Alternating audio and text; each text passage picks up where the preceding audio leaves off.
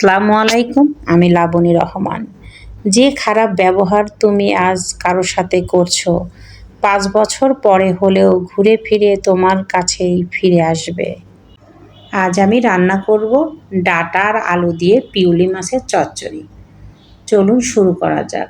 পিউলি মাছ খেতেও অনেক সুস্বাদু।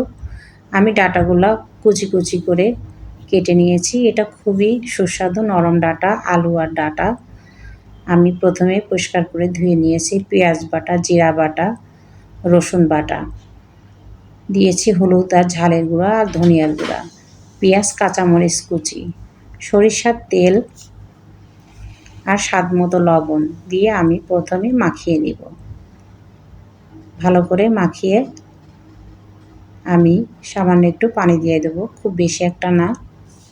ছোটো মাছ চচ্চড়িতে খুব বেশি একটা পানি ব্যবহার করা লাগে না। আমি সুন্দর করে পিউলি মাছগুলো সাজিয়ে দিব উপরে।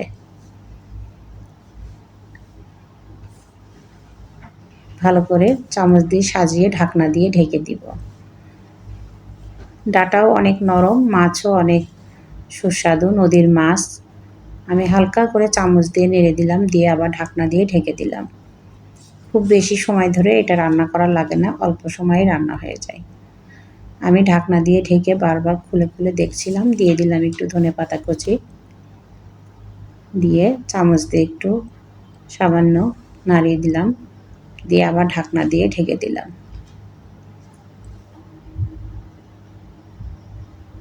ঢাকনা দিয়ে কিছুক্ষণ জাল করব। পানি শুকিয়ে আসলে নামিয়ে ফেলবো। আমার রান্নাটি হয়ে গেছে, পানিও শুকিয়ে গিয়েছে, তেলও উপরে চলে এসছে। গরম গরম ভাতের সাথে পরিবেশন করুন নরম নরম ডাঁটা আর আলু দিয়ে পিউলি মাছের চচ্চড়ি। খেতেও অনেক সুস্বাদু। আমার ভিডিওটা যদি আপনাদের ভালো লেগে থাকে তাহলে লাইক, কমেন্ট, শেয়ার আর সাবস্ক্রাইব করে দিবেন। ভালো থাকুন, সুস্থ থাকুন। আল্লাহ হাফেজ।